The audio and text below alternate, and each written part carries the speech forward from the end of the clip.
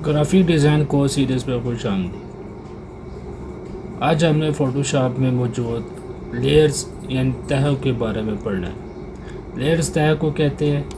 अब चूँकि हमारा सॉफ्टवेयर इंग्लिश में है, इसलिए मैं अंग्रेज़ी के अल्फाज भी इस्तेमाल करूँगा। इंशाल्लाह जब हमारा सॉफ्टवेयर उर्दू में होगा तो हम उर्दू के अल्फाज इस्तेमाल करेंगे ताकि हमें बात अच्छी तरह समझ आ सके। तो लेयर्स किसको कहते हैं? लेयर्स को आप समझें कि जैसे आपने एक बिस्तर बिछाया, उसमें नीचे गद्दा, उसके ऊपर तलाई, उसके ऊपर चादर बिछा दी, तो सबसे ऊपर जो नज़र आने वाली शय है उसको चादर कहते हैं, उसके नीचे तलाई है, उसके नीचे गद्दा होता है। तो लेयर्स को आप अपने दाएं जानिब लेयर्स के पैनल में देख सकते हैं या विंडोज़ में जाकर लेयर्स के पैनल को यहाँ पर F7 के बटन को दबाते हुए दिखा सकते हैं। जब हम लेयर्स की बात करते हैं तो लेयर्स आप यहाँ पर देख सकते हैं कि इसके बहुत सारे यहाँ पर बटन्स भी मौजूद हैं और इसी तरह यहाँ पर इस फाइल के अंदर बहुत सारी लेयर्स भी शामिल हैं। ये फ़ाइल आपको प्रोजेक्ट के फोल्डर के इंट्रोडक्शन के अंदर लेयर्स के अंदर लेयर्स के फोल्डर के अंदर एक फ़ाइल है, उसमें मिलेगी जो कि प्रोजेक्ट जो कि इस कोर्स पे मुयस्सर होगी। चुनांचे ऊपर नीचे बहुत सारी लेयर्स नज़र आ रही है।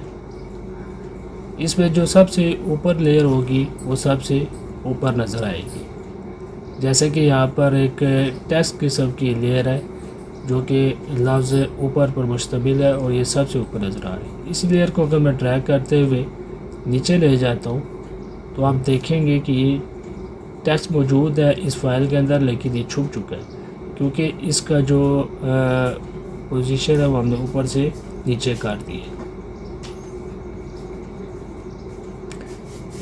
इसी तरह अब लेयर्स की बहुत सारी इकसाम होती है। जो जो हम प्रोजेक्ट में आगे अपने कोर्स पे आगे बढ़ते जाएंगे तो हम देखेंगे कि लेयर्स की मुख्तलिफ इकसाम आपको नज़र आती जाएगी और उनकी पहचान उनके साथ मौजूद आइकन्स की वजह से हो सकती है। जैसे कि मैंने एक लिखाई टेक्स्ट किस्म की लेयर को मुंतखब किया हुआ है। अब चूँकि लेयर्स इस अंदाज में काम करती है कि जो ऊपर की लेयर्स के अंदर डिज़ाइन का कोई हिस्सा एलिमेंट मौजूद है तो सबसे ऊपर नज़र आएगा और इसी तरह तय बताए जो नीचे की जो लेयर्स हैं वो नीचे नज़र आती जाएंगी, नज़र आती है। तो अब अगर मुझे किसी आंसर को हिलाना है और इसको आगे पीछे करना है तो उसके लिए ये तरीक़ेकार हो सकता है कि यहाँ पर आप मूव टूल को मुंतखब करते हुए या तो बराह रास्त उस आंसर को मुंतखब करें तो आप देखेंगे जैसे ही मैंने मुंतखब किया तो वो वाली जो लेयर है वो मुंतखब हो चुकी है। इसका मतलब ये है कि मैं इस वाली लेयर को आगे पीछे हिला जुला सकता हूँ। मैं एडिट में जाके इसको अनडू करता हूँ या इसी तरह मैं किसी और टैस्क को मुंतखब करते हुए जबकि मेरा मूव टूल यहाँ पे मुंतखब हुआ है बाकी के टैक्स को भी आगे पीछे कर सकता हूँ। इसको मैं अनडू करता हूँ। यहाँ पर एक और दिलचस्प बात है जो आपको बता रही है कि अगर मैं लेयर्स में देखूँ तो यहाँ पर ब्लू स्क्वायर ऊपर है जबकि येलो सर्कल नीचे है लेयर्स के पैनल में। लेकिन अभी मैंने आपको बताया था कि जो एलिमेंट ऊपर होगा वो सबसे ऊपर डिज़ाइन नज़र आएगा, लेकिन यहाँ पे तो उसके बरअक्स हो रहा है। उसकी वजह यह है कि जो ब्लू स्क्वायर आप यहाँ पर देख रहे हैं उसको मैं अगर आगे पीछे हिलाता हूँ तो आप देखेंगे कि वो दरअसल इस पीले वाले गुलदारे के ऊपर ही है। उसकी वजह ये थी वो पीछे इसलिए नज़र आ रहा था कि वो दरमियान में से कट हुआ था। इसी तरह ये जो पीला सर्कल है इसको मैं आगे पीछे हिलाता हूँ तो आप देखेंगे कि वो रेड स्क्वायर की लेयर और ब्लू स्क्वायर की जो लेयर है इसके पीछे ही दरअसल मौजूद है। इन दोनों को एक्शंस को मैं अनडू करता हूँ। यहाँ पर एक आपको आइकन नज़र आ रहा है आँख का, जिसके ऊपर मैं कर्सर ले जाता हूँ तो लिखा हुआ है इंडिकेट्स लेयर विजिबिलिटी। विजिबिलिटी से मुराद ये है कि आपकी लेयर्स इस डिज़ाइन में नज़र आए या ना आए। अब चूँकि इन सारों के साथ आंख का आइकन है तो ये सारे के सारे अनासर हमारे डिज़ाइन में नज़र आ रहे हैं। अगर मैं इनमें से किसी एक लेयर के मौजूद आइकन को क्लिक करता हूँ तो ये आंख का आइकन हट जाएगा और यहाँ पर स्क्वायर एक डिब्बा सा नज़र आएगा और यहाँ पर मौजूद इस लेयर पे जो आंसर मौजूद है वो यहाँ से हट चुका है। इसी तरह मैं दीगर अनासर को माउस के क्लिक और ड्रैग के साथ इकट्ठे एक बार की भी हटा सकता हूँ और हम देखेंगे कि ये एलिमेंट हमारे डिज़ाइन में से हट गए। अब इसी तरह इस डिज़ाइन को अगर मैं एक्सपोर्ट करता हूँ तो क्या होगा कि ये एलिमेंट्स ये अनासर सारे उस डिज़ाइन के एक्सपोर्ट में नज़र नहीं आएंगे। तो हम इसका इस्तेमाल यहाँ पर इसलिए भी कर सकते हैं जबकि आपके डिज़ाइन में वो अनासर मौजूद होते हैं। तो मैं दोबारा अगर इसको क्लिक करता हूँ और ड्रैग करता हूँ या एक को किसी को क्लिक करता हूँ और दिखाना शुरू करता हूँ तो ये इनकी जो है विजिबिलिटी वो दोबारा ऑन हो जाएगी। अब बारी है एक नई लेयर बनाने की। नई लेयर की हमें ज़रूरत क्यों पड़ती है? जब हमने कोई अपने डिज़ाइन में नया आंसर बनाना है तो हमें नए लेयर की ज़रूरत पड़ेगी। चुनांचे इस मकसद के लिए लेयर्स के पैनल में मौजूद इसकी तह में आइकन न्यू लेयर के ऊपर मैं अगर माउस ले जाता हूँ जो कि जमा का एक छोटा सा निशान है तो लिखा आ जाता है कि क्रिएट अ न्यू लेयर, नई लेयर इस से बन सकती है।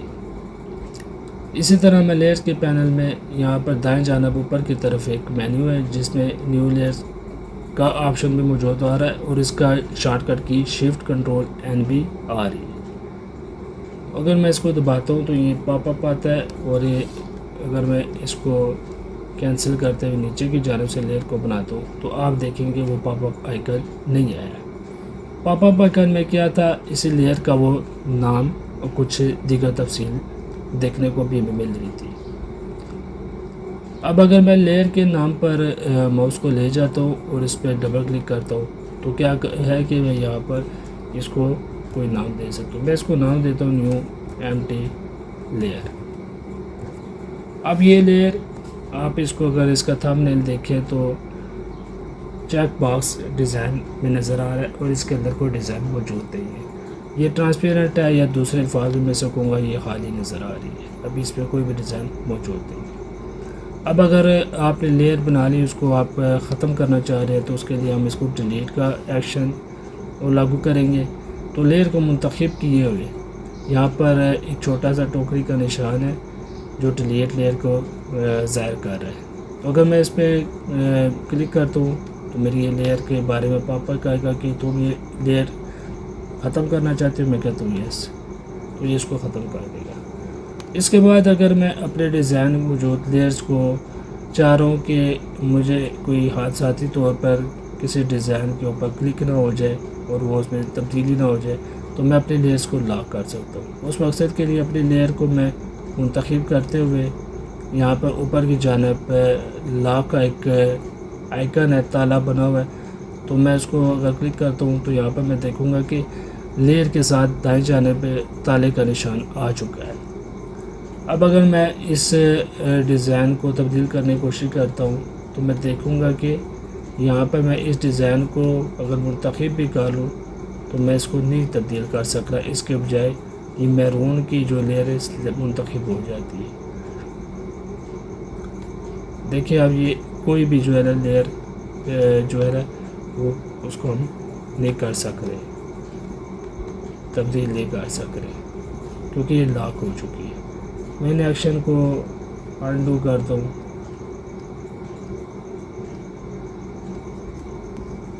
फिर बारी आती है लेयर्स को आपस में लिंक करने की।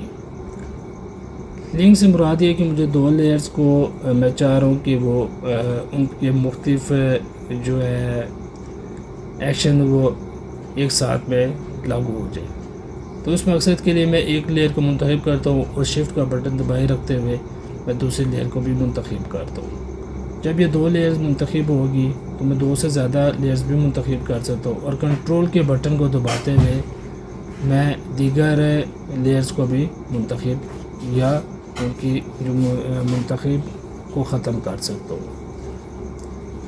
तो इसके बाद अगर मैं यहाँ पर लेयर मुंतखब करता लेयर के ऊपर राइट क्लिक करता हूँ तो यहाँ पर लिंक लेयर्स का एक ऑप्शन है, इसको मैं क्लिक करता हूँ तो हम देखेंगे कि दोनों लेयर्स के साथ एक जो है, अब आप देखेंगे जैसे मैं एक लेयर को मुंतखब करते हुए अगर इसको मैं इस दाएं जानिब बाएं जानिब छेड़ हूँ तो इसके साथ जो रेड स्केयर की लेयर है वो भी आ रही है।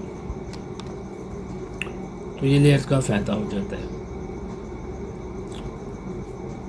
इसी तरह एक दूसरी चीज़ है जिसको कहते हैं ग्रुप बंदी, यानी कि मुख्तलिफ लेयर्स को मुंतखब करते हुए यहाँ पर टैब में क्रिएट अ न्यू ग्रुप का आइकन है, इसको अगर मैं क्लिक करता हूँ तो अब मैंने जो लेयर मुंतखब की थी इस ग्रुप के अंदर आ चुकी है। और इसी तरह लेयर को जैसे आपने हम नाम दे सकते थे, यहाँ पे डबल क्लिक करके इसको भी हम नया नाम दे सकते हैं। अब इसी तरह मैं टेक्स्ट का एक ग्रुप बना लेता हूँ और हमारे पास मौजूद जो टेक्स्ट है अपने डिज़ाइन के अंदर इसको उस ग्रुप में डाल देता हूँ। और इसी तरह एक और ग्रुप बना लेता हूँ, उसको बैकग्राउंड का नाम दे देता हूँ और इस सारे को बैकग्राउंड के ग्रुप के अंदर शामिल कर देता हूँ।